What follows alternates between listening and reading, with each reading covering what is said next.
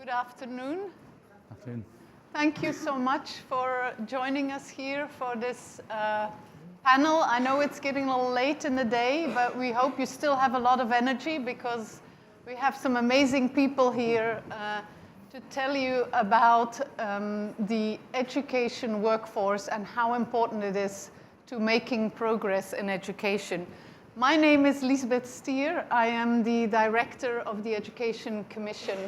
This is a global commission that was set up in 2015. It's led by Gordon Brown, the former Prime Minister of the United Kingdom and also UN Special Envoy for Global Education. The commission consisted of 25 individuals who all have made a big difference either in their own countries through being ministers or heads of state or through being part of international organizations or teacher unions and so on. So 25 people sat together for a whole year and tried to think about the challenges in education and the bottlenecks and the solutions. And that was written down in a report called The Learning Generation. And the Learning Generation has been the basis for the Education Commission to continue its work in the past 2 years, really trying to progress some of its main recommendations. And one of the recommendations in the report was to diversify the education workforce. It was starting with a recognition that the workforce is very important to make progress in education, but that we perhaps should start thinking or think more in a different way about how we bring everybody together around the goal of learning. So today there is a panel of people here who will help us talk a little more about this topic.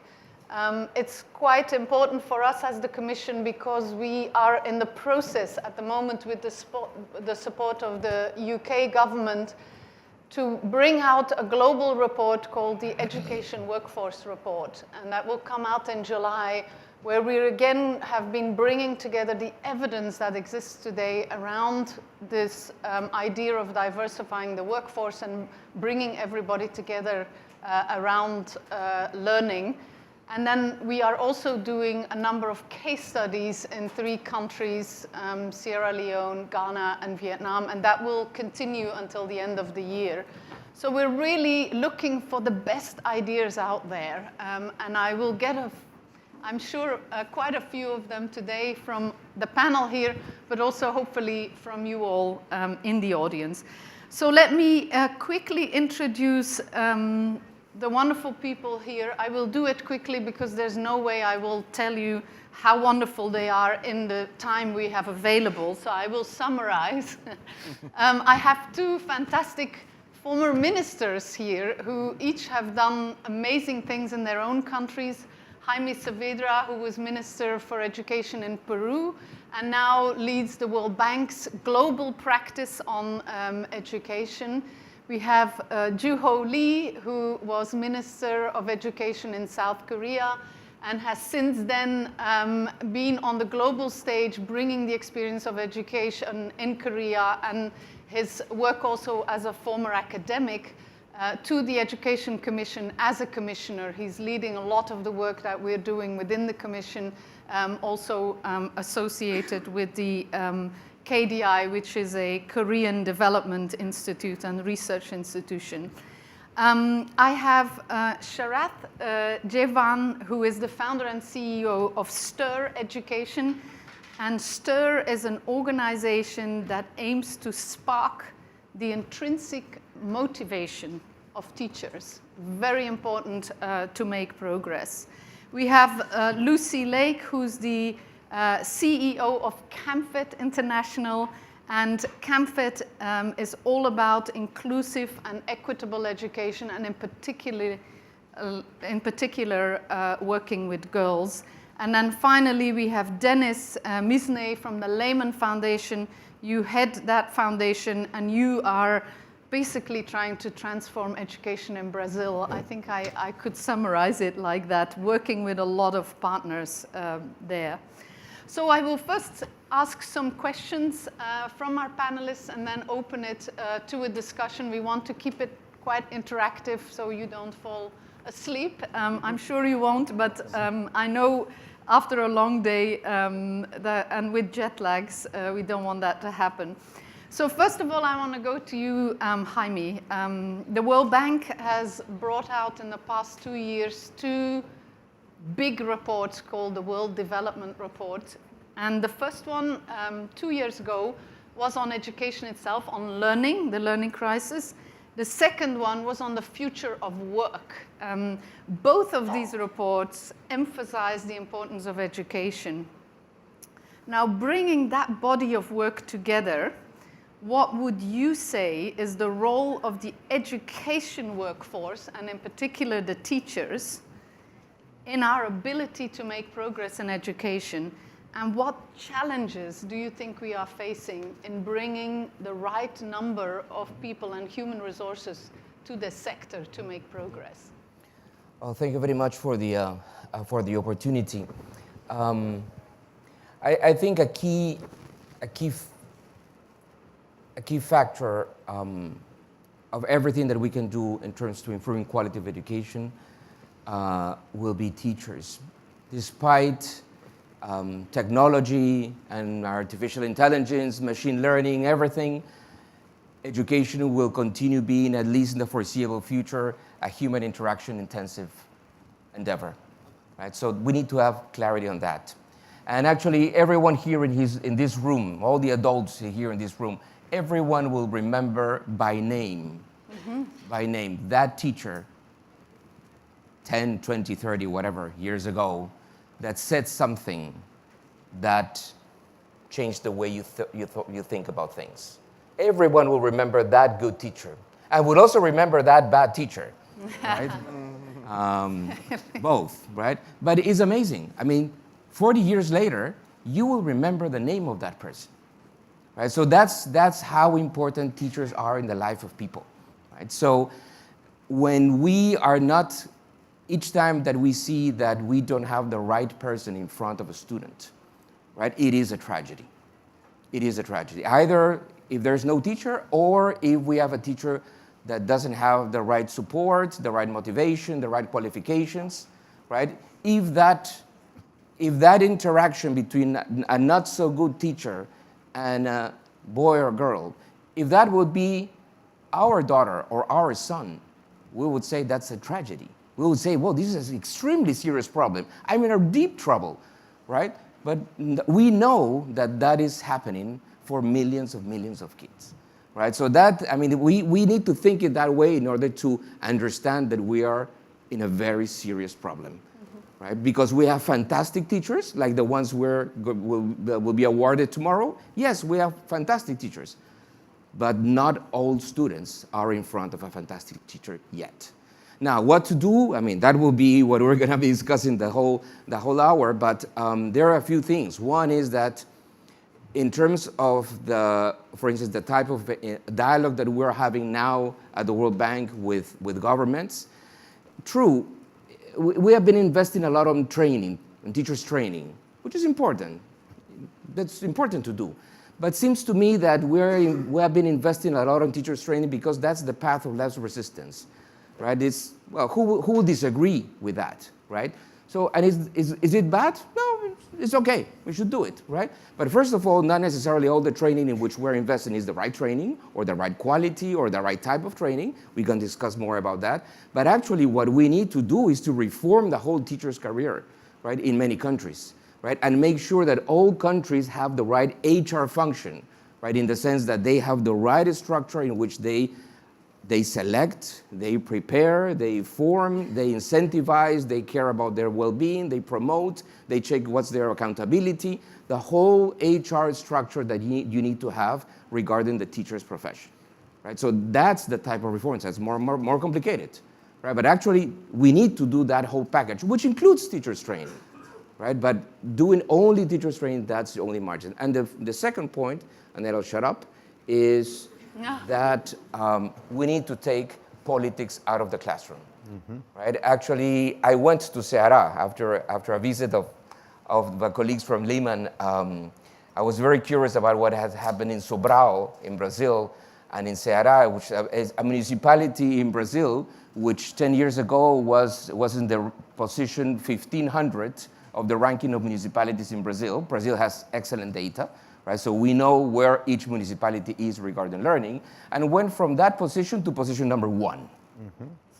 One, right? Being a small municipality in a poor state in Brazil, right? Now, what happened there? Many things happened. One critical point that happened is the way they selected teachers and principals, right? Going from a politicized way of selecting people who would be in the classroom and the local authorities to a system in which they were selected on a merit-based and a meritocratic base.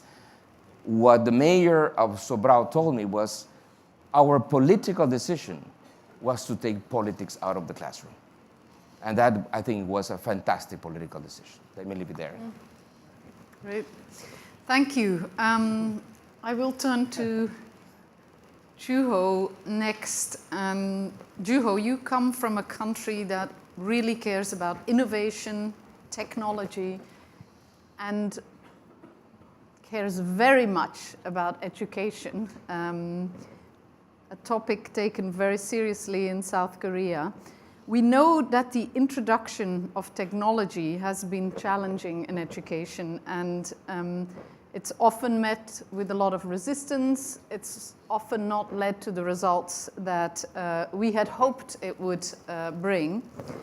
What do you think are we getting wrong in introducing technology, and how could we do better in bringing and creating technology in a way that enables progress? Yeah. So let me start with the story about Korea. Korea is often regarded as best example of educational success, and often pointed out World Bank that Korea is the exemplary case. But to be honest, we have been attracting the best students to the teaching job. So top 1% of our students become teachers now. But current education system, I'm not talking just about the Korean system, the global education system is failing. These best students to become good teachers, they are not well prepared to provide personalized learning for every student in the classroom. So, so as you pointed out, technology is really the promising alternative. But we found out that technology alone cannot make a meaningful impact in education. It should be combined with teachers, change in teachers. We often talk about digital transformation in many industries. Digital transformation means redefining the industry, right? So if you really want to benefit from the digital technologies, we really have to think about how we redefine education. So there is one very, very promising possibility here, because when I was minister, I just asked many things to teachers. I was ambitious. But it's really hard for teachers to accept or deliver the agendas that education ministry is asking them, because they already have a lot of burden. And there are students nowadays requires a lot of attention and cares, human touches from teachers. And it's an unsurmountable burden for teachers now. So one very good potential embracing technology is that think about AI in the classroom. AI can provide personalized learning for knowledge contents.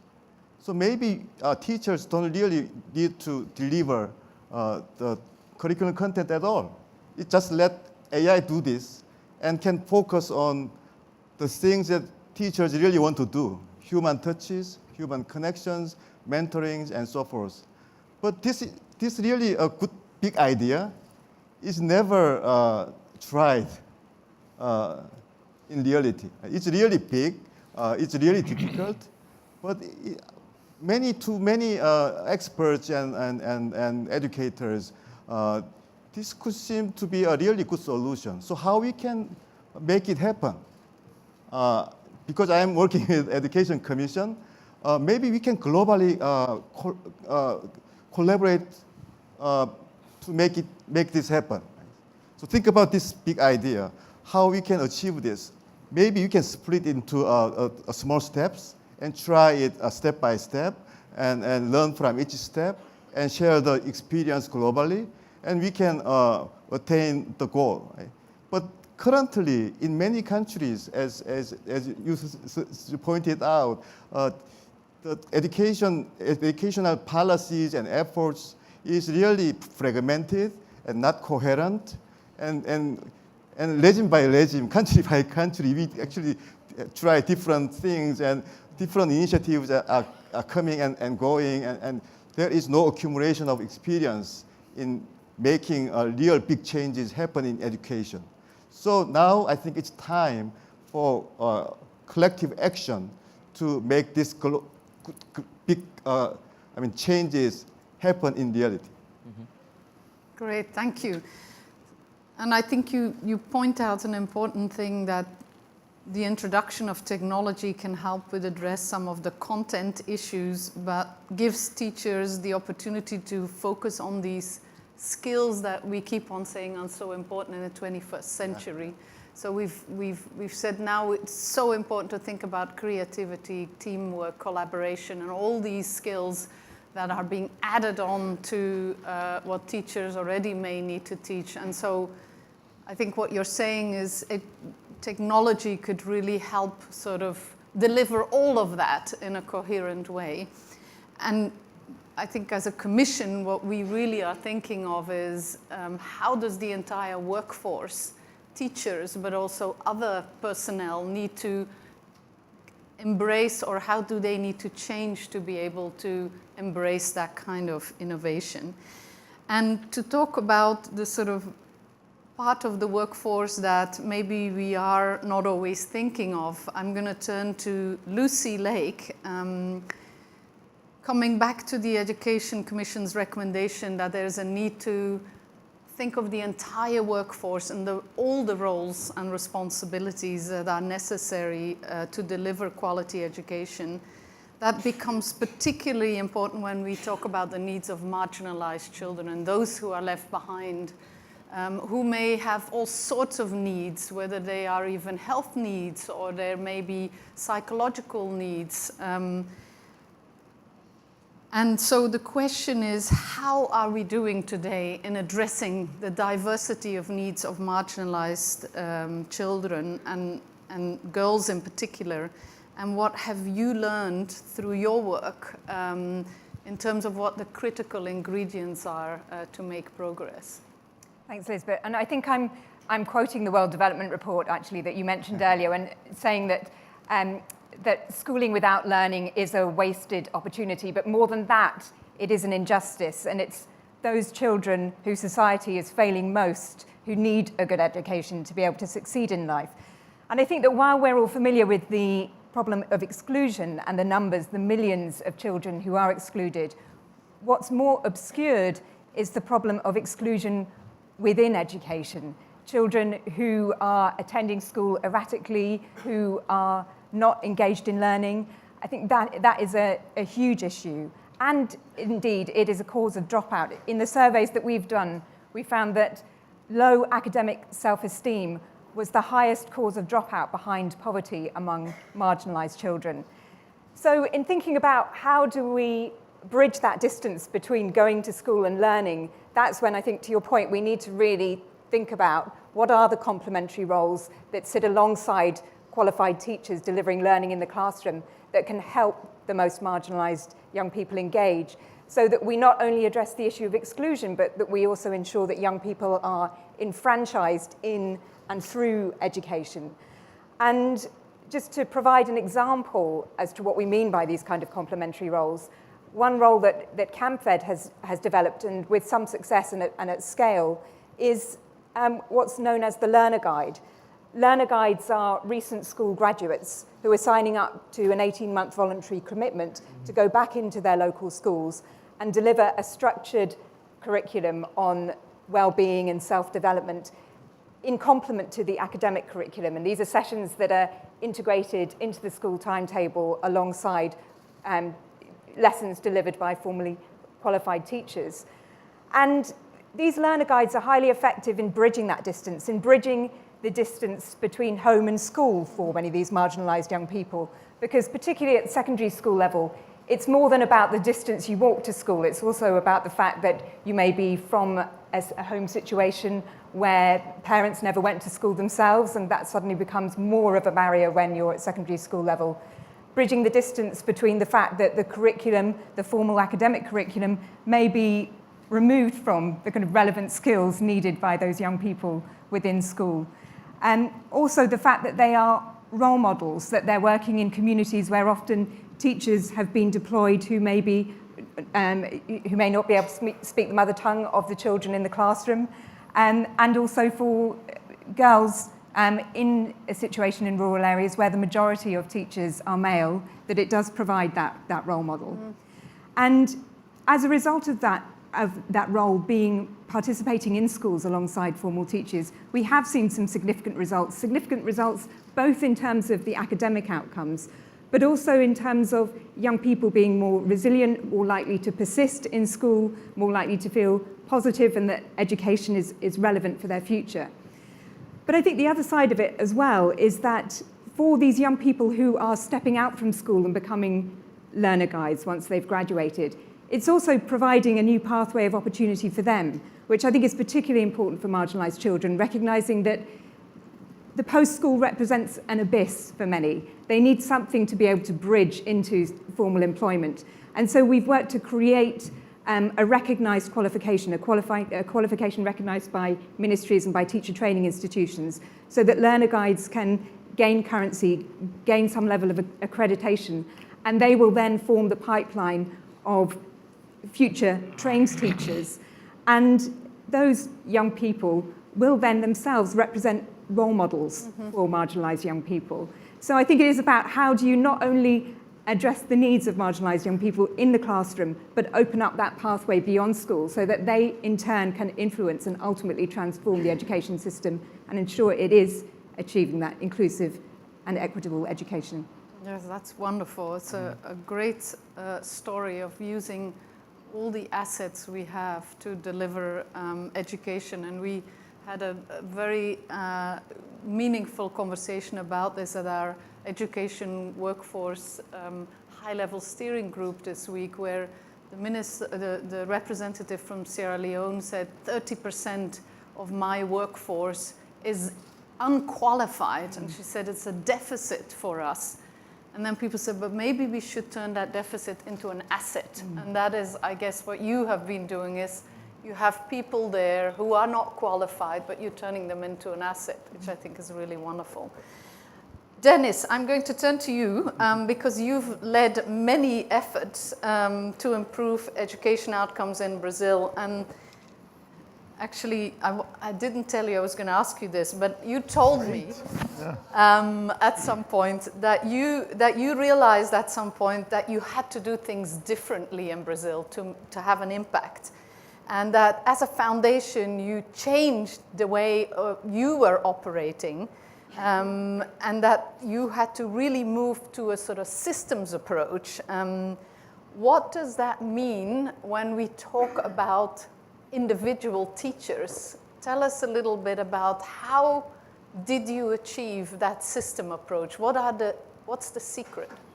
I think, well, it's too early to think there is a secret, but I think the first thing is if we talk about a learning crisis, as it was very well put, I think the answer is a teaching effort, right? If the problem is learning, we're not going to solve it by infrastructure alone or by regulation. I mean, real teaching needs to be happening.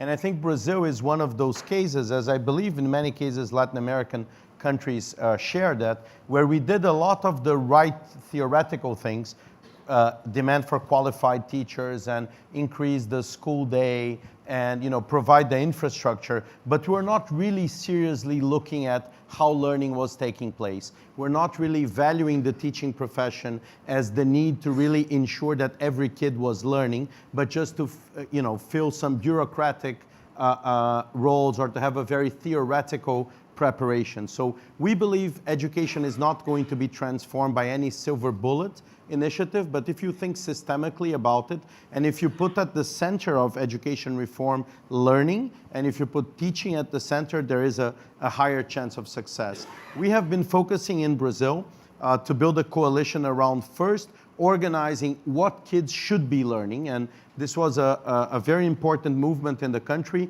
involving several organizations and the government that came out with the National Learning Standards in 2017. These are mandatory for all grades and they are for all kids, but they are not standards in the sense they are detached from the classrooms.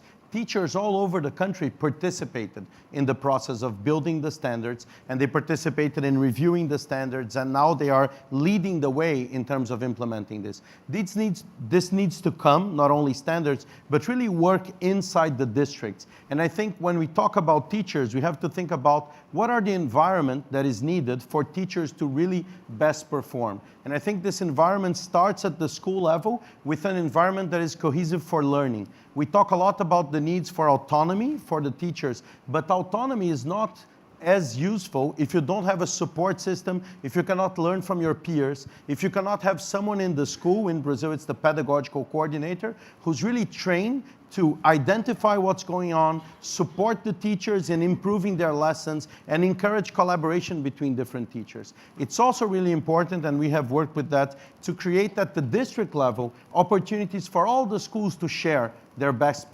practices. And again, to meet not on bureaucratic requirements, but to discuss how is learning happening there, who's being successful, who's being unsuccessful, and really creating this learning environment where people are being developed. The results are showing up. Jaime talked about the story of Ceará. This is growing to other places, and we're seeing that interventions who think systemically, who really bring coherence into the system, and who really value the teaching profession as the main leader of a process where the students are at the center, can be transformational. So we're very far, I think, from where we want to be, but I'm very encouraged by what can be done with what's already in place. And the last point is, if we could only, in our countries, some of the countries in our region of the world, think more about how to attract the best and brightest young minds and attract them to teaching and bring them to this effort of transforming a country, I think this could be transformational and really be the systemic source of change that our countries need to be more developed and more fair in the future. That's wonderful. So finally, Sharat, I'm going to turn to you. As we said in the beginning, you have really worried about motivation. And we're just thinking, how could we reimagine the education workforce, moving from a sort of one teacher, one classroom model to a much more team-based model? How could we get all these people to be motivated, and how could we in particular make sure that the teachers who will be at the center of this whole constellation of actors are motivated?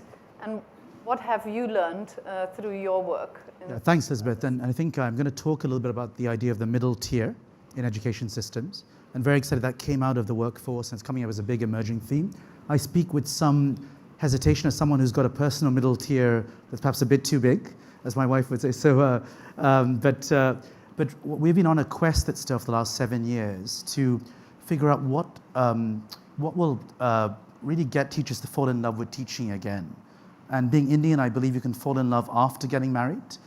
So that's been the quest. So existing teachers in government schools, we're working with about 200,000 teachers in about 40,000 schools this year in India and Uganda. And one of the learnings that's come really is that, first of all, teachers need to see learning and engagement of children. That's the most important and sustainable motivator. So you run a model, a bit like a microfinance group for teachers. Monthly meetings, a couple of hours every month, teachers coming together 20 or so at a time in a local school or across a few local schools. being exposed to very evidence-driven practice and what can help improve their teaching, but not being told what to do. They have a lot of this idea of autonomy to discuss together what exactly they'll put in place in the classroom. They discuss it, they practice it together, they commit to each other. It's a bit like a microfinance group. There's that social capital being built, and they go off and do it, come back a month later and reflecting. And the idea is they get better as a teacher, but the idea that they can actually do something and change something, autonomy, the sense of getting better, mastery, and a sense of purpose again, of being part of a community and connected with kids again, drives better motivation through that progress. They put more effort in, they get more engagement from kids, you go into a positive spiral that way around. But so that's been a really powerful learning for us about the importance of children and the link between teachers and children. But the second part, which I think really links to the workforce initiative, is that what also motivates teachers is feeling that adults around them truly care. And just to give a couple of examples of this, right now we work at this kind of scale as a relatively small organization because the government runs this approach of these localized teacher networks themselves from day one. And to echo what Dennis was saying, the role of the district and sub-district structures, these are the people who run the networks. I'll just give two really practical examples from the ground. In an early RCT we did with the World Bank, we found that teachers are putting much more time and effort in. And every dollar into the approach was giving the government $7 more of teaching time within a year. But they were not changing practice enough. And so we worked with the state governments, this case in India, to really empower the people running the network meetings to also observe teachers in between network meetings. And that simple change has doubled, perhaps even tripled, the rate of classroom behavior change. So how teachers behave is so sensitive to those around them. Another example in Delhi, where we work across in every school in the state, we actually help the government build an entire new middle tier, help them recruit people, define the roles, etc.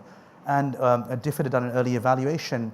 Those people have been really important vectors for our work on motivation, but all kinds of other stuff has also been transmitted through that new middle tier as well. I think it's one of the best investments education systems can make, and I think it takes us away from this idea of the rugged, lonely teacher, the dangerous minds sort of film. That's important, but they need other adults around them. It needs to be a team effort, as Juhu said, really supporting teachers to drive learning improvement. Great.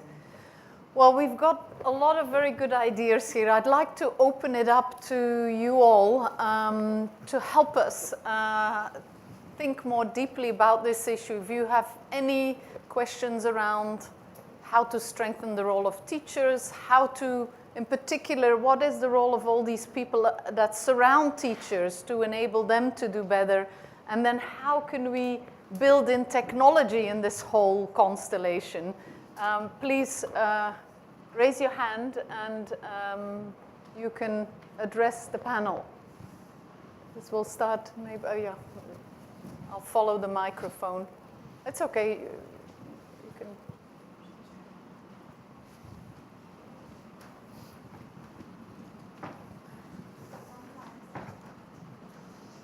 Sometimes when teachers are teaching the same subject repeatedly for years, they do master the subject, but it becomes monotonous.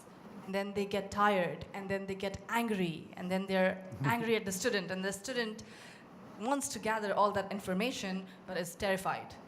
So how do you think you can tell the teachers with good experience to just calm down? Well, maybe in the support staff. Yes. So we'll take a couple more questions before we. Oh yes, there's one more. So one of the things that is interesting to me is you talked a lot about this ecosystem that's not just training, but it's also selection, who's coming into the field, and how do you incentivize and motivate. What are the best ways to bring talent into the teaching profession?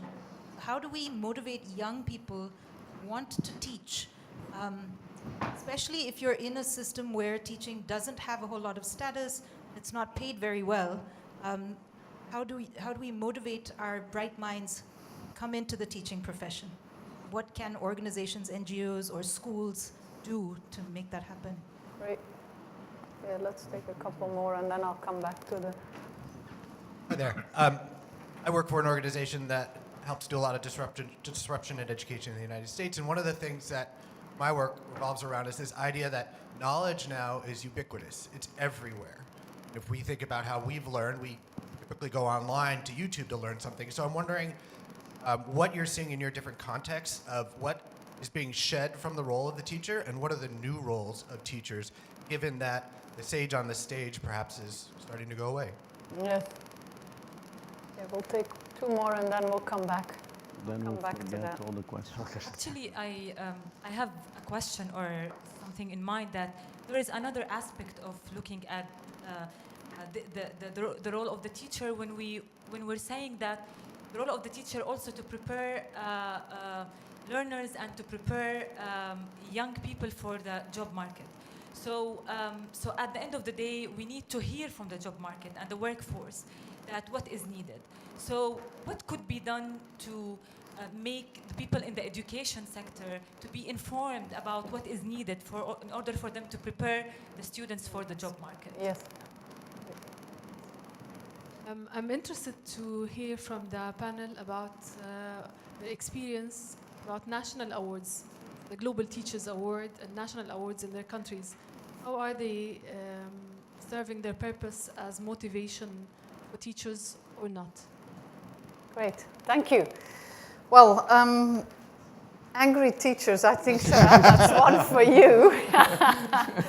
Yeah, so one of the things we talk to teachers who have been 2 or 3 months into a network, a teacher network, and part of their approach, we ask them, what's changed for you? And honestly, the most common response I hear talking to one of our teachers is, I've stopped beating my children. And okay, capital punishment is illegal in both Uganda and India, where we work, but it becomes so much of a de facto because you're in an 80-person classroom. And just to touch on a couple, so I think that idea of, can we get that motivation to really, to feel you can improve and you're supported by others, other teachers, and those in the systems can be a big driver around that. And just linking to a couple of other thoughts on the, do you want me to, just on the sort of what will bring the new teachers in, I think seeing current teachers feel satisfied and motivated, it's amazing how that has a big impact as well in bringing a better generation in. So. You want to talk about angry? Yeah. Wow, this is good. I want to talk about attraction. Okay, but did you want to talk about the angry go teachers, ahead, then Jaime? I'll Okay, compliment attraction. after. Great. No, I Maybe think I they can shouldn't talk. be angry. So yeah. No, I think part of it. So just to comment on that, I think part of it is, I think the career of teachers in many countries is very monotonous. Mm-hmm. And even if you're a great teacher, there's no other step for you to move forward. And in many other professions, if you're really excelling at something, you can move. In my country, for example, if a teacher wants to have a better salary, they have to become a principal, which is a completely different job description, but that's what's available. And when you see in some systems, you know, you can become a master teacher, or you can become the, you know, helping to develop content, or you can be training other teachers. So I think if we offered that opportunity, that would also help, you know, changing this. The other thing is, we still treat in most countries teacher as a tenured profession. So you are, in the case of Brazil, you pass a test, and then you have a job for 30 years. And nobody's giving you feedback, and nobody is looking into your job or helping you move forward. So I don't think that's very exciting. That's also probably not very good for the kids that you're there for 30 years. And in a moment now, maybe this was the norm many years ago, and to make a profession respectable, you had to offer a lifetime commitment. But that's not the case what young people are looking for. So how to attract some of the best and brightest young kids to join the teaching force? I think one thing is, we have to take advantage that a lot of the young people in the world today, they are looking for, and there is research on that, they are looking for purpose, they are looking for practical work, they are looking for meaningful work, they are looking for things that are changing all the time, that are, you know, full of problems to be solved. And when I read that, I don't think Google. I think, you know, teacher. If you can be a teacher, you can be there, you can see the real world. And we are seeing this in Brazil with Ensina Brazil, is like the Teach for All in Brazil. I mean, they just opened, they pay the same salaries of a teacher, they get the same salary. They got 12,000 people from the best universities in Brazil applying for 100 spots. to be 2 years teachers in very low income schools, and they are coming. Would they come if it was a 5-year or a 10-year? I don't know, maybe they would. They wouldn't apply maybe to a 30-year profession with no recognition, with no incentive. And so I think this is one thing. We can take advantage of this new generation wanting purpose. And the second and last thing is,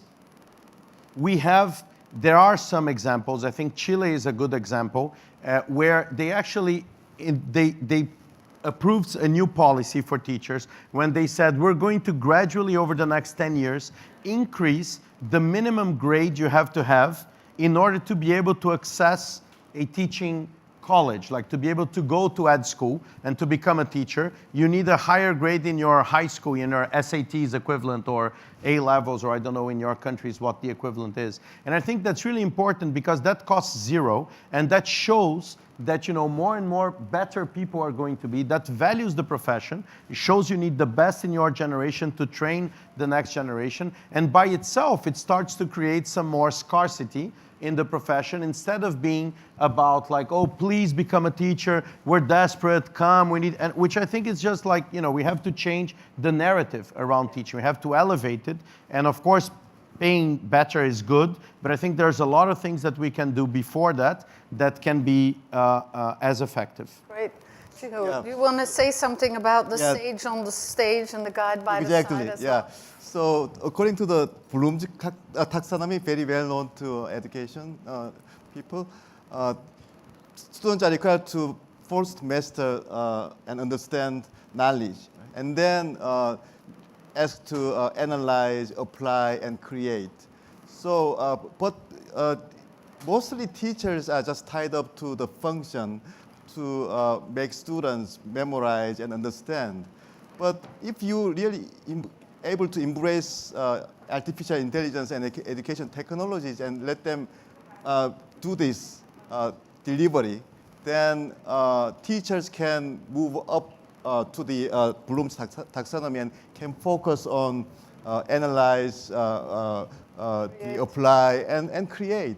So this is kind of an idea, but why not try the much different role of teachers? Because current role of teachers just focusing on delivering the knowledge contents that are designed by others, right? So that is not really professional job. That are not exciting to youths who have ambition and really want to make innovation. So why not making teachers designers of learning experience for every children by focusing on different roles? So this is really big idea, but many are now agreed, and also teachers love this change. So we often think that the teachers are resisting the big changes, but if we clearly make the message that this new change can make teachers really enjoy their jobs and can make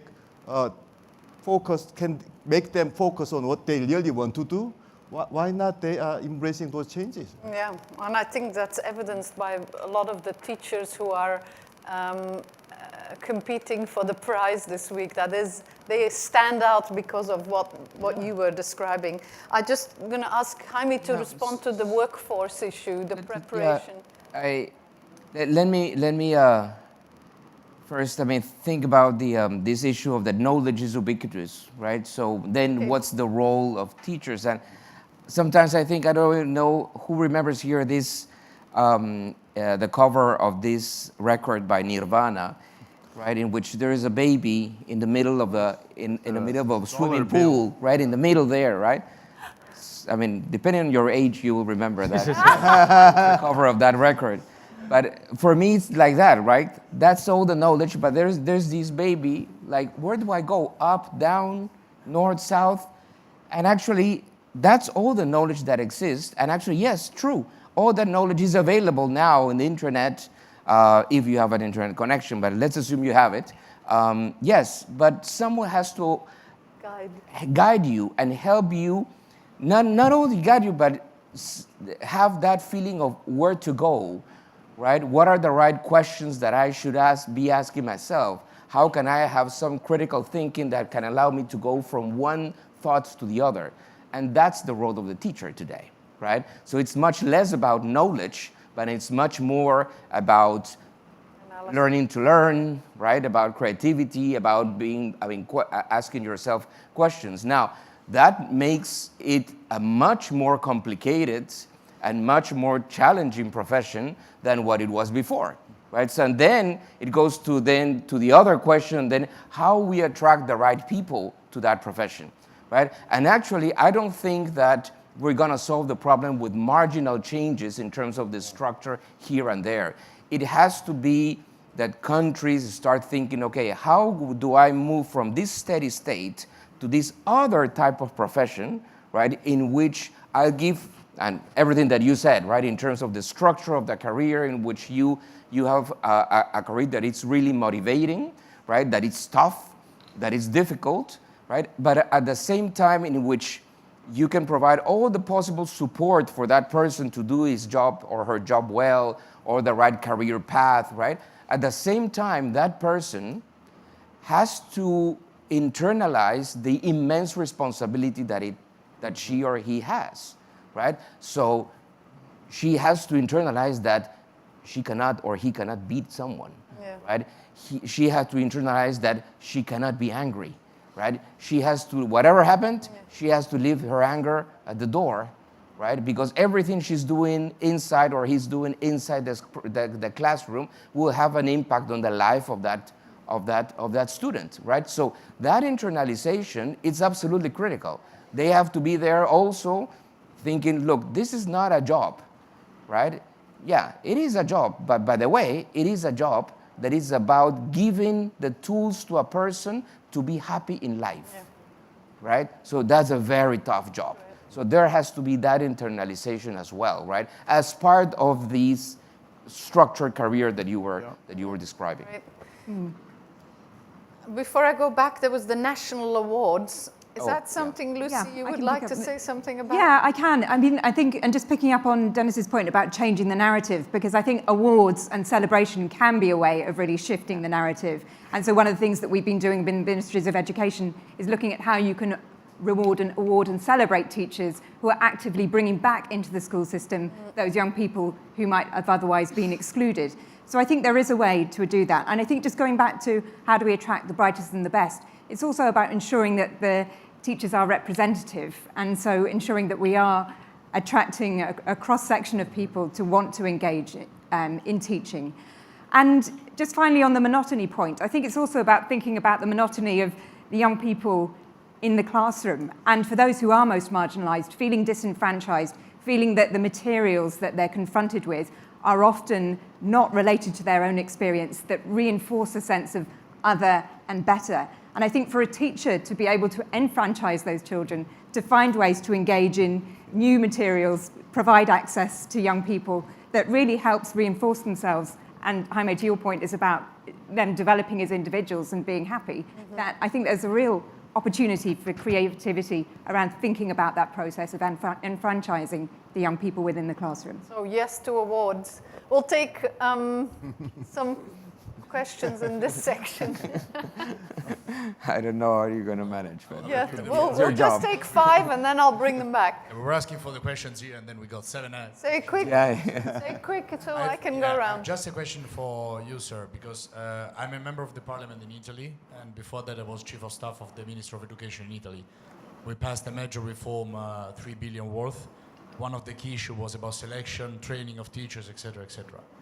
And basically, I found quite interesting your point about the fact that training is important, but then it's not enough unless you restructure careers of teachers, you address this as a sort of HR policy in general. My question is, do you have evidence of countries that have recently gone through the process? Because in Italy with trade unions, and I don't believe this is just Italian issue, it would be almost impossible, because when you're discussing about career, you're discussing about assessment of teachers.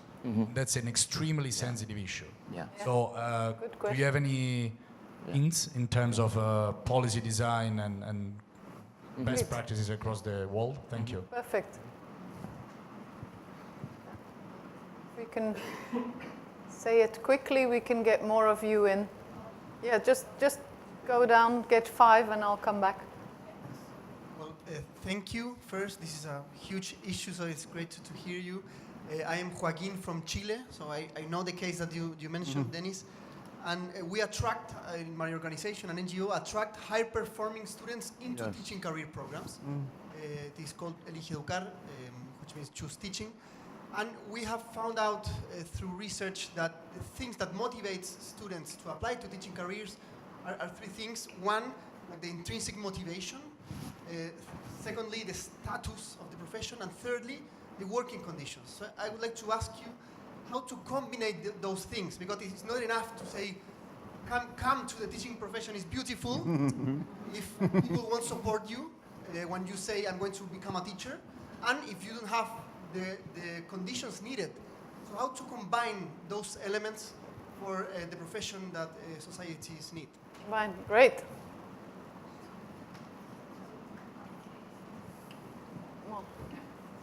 There. We'll come back.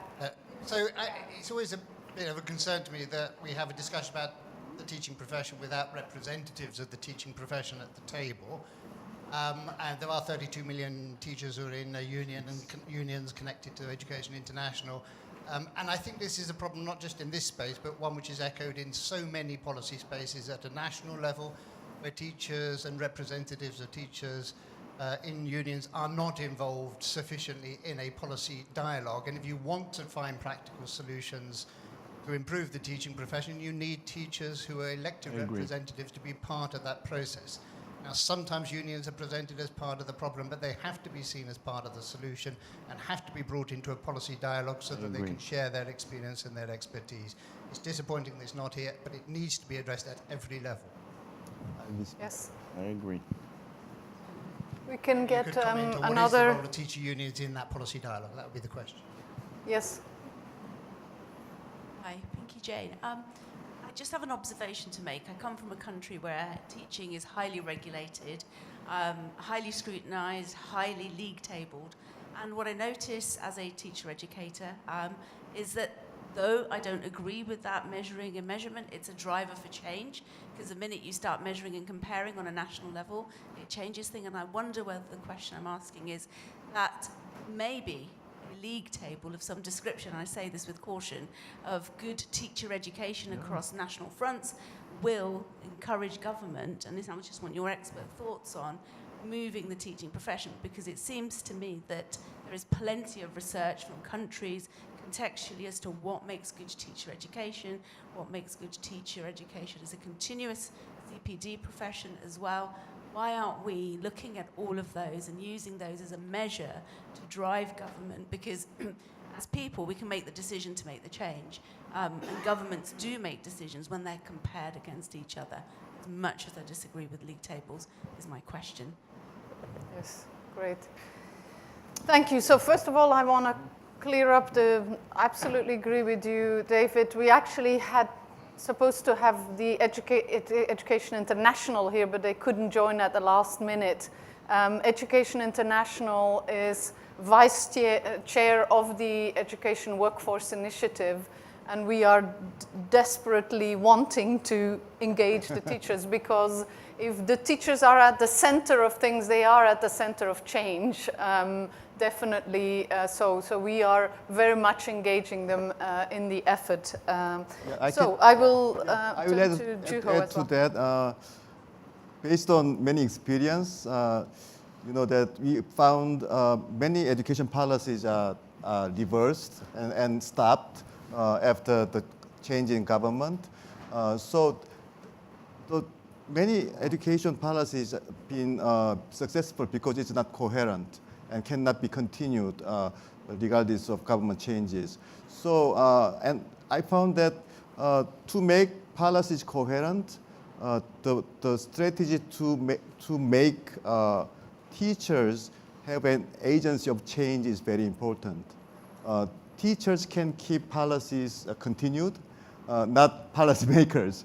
So to make a really coherent, successful policies, I agree that we really have to teach a union and teacher themselves to be a part of the designing of the good policies at the beginning stage of the designing. So in the case of Education Workforce Initiative that Education Commission is launching, we really have to work with the Education International at the beginning stage. So we keep asking Education International to be part of this initiative. So we are very happy to have Susan Hapgood, the president of Education International, to be a vice chair. So I really work closely with her, and when we are trying to publish this important report on Education Workforce Initiative, we really got a lot of feedbacks, very positive and very useful feedbacks from Education International. Mm-hmm.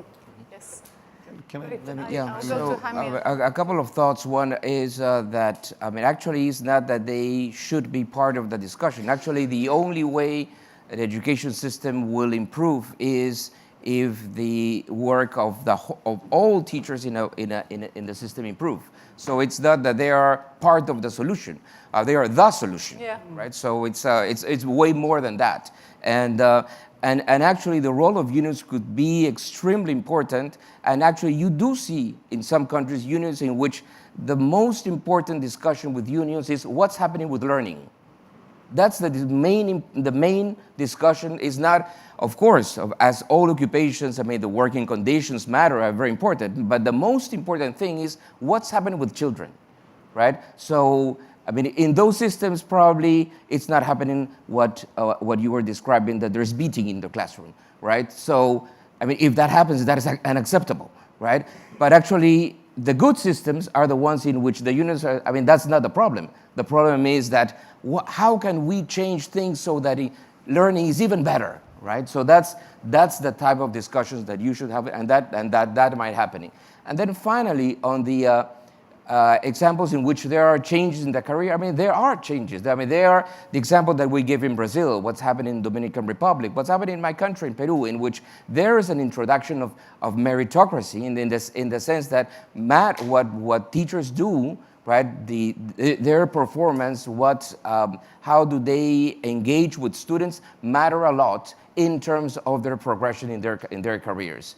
And that usually includes also the acceptance of teachers, for instance, that they need to have permanent feedback about the quality of their work, right? I mean, in the good systems, you do see that. You see that permanent feedback, right? And that someone being in the classroom, observing what the teacher is doing and in which way he can improve, is something that is embedded in the system, right? So that, for instance, that's another critical characteristic of a well-functioning education system.